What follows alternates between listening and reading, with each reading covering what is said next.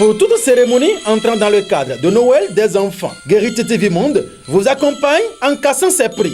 Pour en savoir plus, veuillez appeler le 00229 91 19 10 10. Guérite TV Monde, le leader de Web TV.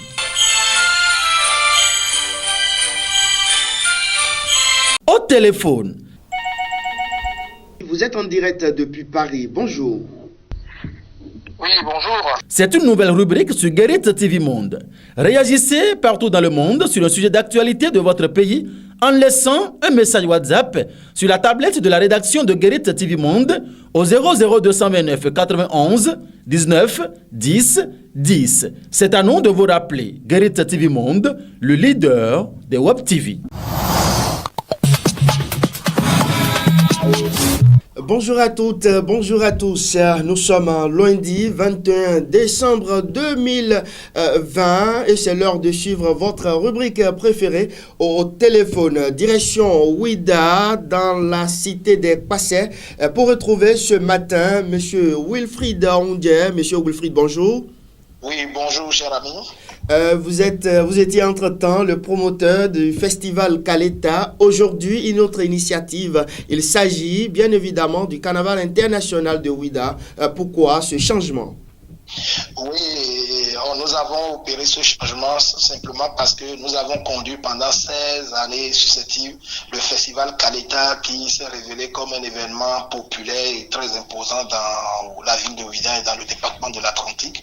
Aujourd'hui, avec l'ambition du gouvernement de faire de Ouida la première destination touristique en Afrique de l'Ouest, il était important pour les acteurs privés que nous sommes de trouver des produits culturels et artistiques de grande portée et qui peuvent drainer du monde à Ouida afin de renforcer l'économie locale, afin de développer notre ville et le pays.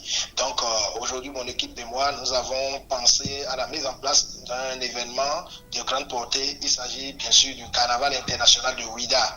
Ce carnaval a beaucoup de composantes et désormais le Kaleta fera partie du Carnaval international de Ouida. Donc nous avons voulu rêver grand, regarder l'ambition du gouvernement béninois et créer un événement à la taille de l'ambition par rapport à ce qui veut être fait sur Ouida afin que Ouida soit effectivement la première destination touristique en Afrique de l'Ouest. Monsieur Wilfried Ondié, dites-nous, nous sommes à 1 an de cet événement et une conférence de presse a été animée justement à cet effet le week-end écoulé, c'est-à-dire le samedi passé. Est-ce que c'est pas tôt? Non, justement, c'est ce qu'il faut même encourager. Parce que nous, les organisateurs d'événements, on a tendance à commencer par parler de notre événement à 2 mois, à 3 mois. Nous, notre ambition, c'est de rassembler le monde entier à Ouida. Et c'est pas à la veille qu'il faut informer les gens. Ils prendront les dispositions pendant 1 an pour pouvoir venir. Donc, nous sonnons la mobilisation nationale et internationale autour de notre événement. Parce que le touriste qui veut partir programme son voyage 1 an avant. Et l'agence de voyage doit avoir le temps de pouvoir mieux vendre la destination Ouida. Les artistes internationaux qui vont venir planifient leur agenda. C'est pas un peu comme chez nous, c'est la veille où on appelle l'artiste, etc. Les gens sont programmés sur l'année. Donc si nous visons l'international, si nous visons le tourisme au niveau mondial, nous devons nous comporter exactement comme le font les autres grands organisateurs du monde. Donc annoncer notre événement 1 an avant, nous pensons que c'est ce qui est idéal et ça va mobiliser du monde parce que au-delà des touristes, il y a les chaînes de télévision internationales qui prennent déjà le rendez-vous, calent leur agenda, les voyages d'inspection, le reportage, etc. Donc c'est toute une machine qui va être déployée et il serait complètement irresponsable de notre part de porter l'information au niveau des chaînes internationales, des artistes internationaux à la veille de l'événement. Ça ne va pas porter. Donc 1 an, nous demandons à toute la communauté nationale et internationale de commencer par cocher décembre 2021 pour Ouida et Ouida vous attend, Ouida veut accueillir du monde et nous nous préparons activement pour ça. Et ça nous donne, nous aussi, en tant qu'organisateurs, le temps de mieux nous organiser, de regarder tous les autres côtés de l'organisation pour pouvoir mieux peaufiner les choses afin que l'événement que nous présentons soit à la taille de notre image, soit à la taille de notre ambition et soit à la taille de l'ambition du peuple béninois à travers son gouvernement. Monsieur Wilfried, est-ce qu'aujourd'hui les autorités en charge de ce côté, parlant de la culture, est-ce que ces autorités sont informées de ce changement et de votre initiative?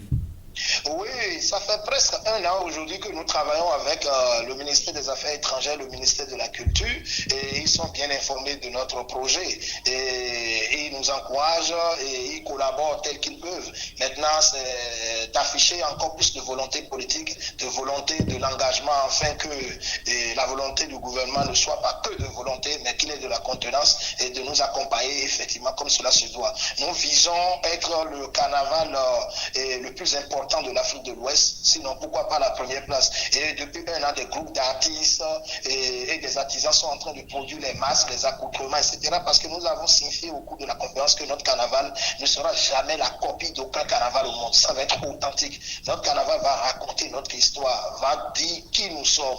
Parce que le projet est monté de manière à ce qu'un carnavalier est d'abord un spectacle pour son second carnavalier avant d'être le spectacle de rue populaire. Et si vous avez la chance de voir le carnaval passer devant votre maison, quand vous sortez votre tête, il fallait la maintenir pendant 1h30 avant de voir la tête du dernier carnavalier. Donc c'est un projet fou, c'est 4000 personnes en déguisement, en habillement, et ça, il faut le travailler. Donc cette année en 2021, nous allons encore beaucoup travailler et ça nous fera 2 ans de production artistique. Et si vous avez la chance de passer à Ouida, le petit musée que nous installons où nous stockons le matériel artistique, vous pouvez venir faire un zoom là-dessus, ce qui veut dire que nous nous préparons. Ça fait déjà 1 an de préparation. Nous avons encore 1 an en face pour que le produit que nous allons présenter au monde soit un produit qui reflète notre ambition. Monsieur Wilfried, votre conclusion, très rapidement. Oui, je voudrais demander au gouvernement de mon pays, notamment le ministre de la Culture et le directeur du Fonds des aides de la culture, à être plus regardant de ce projet. De ne pas regarder notre jeune âge, mais de voir l'ambition que nous portons. Et l'ambition que nous portons est à la taille de l'ambition que le gouvernement du Bénin porte. Donc, de renforcer la collaboration avec nous et de nous soutenir vraiment. On en a besoin. Actuellement, on est à plus de 10 millions d'investissements en termes de fabrication de masques, d'accoutrements, de cagoutes, de chapeaux.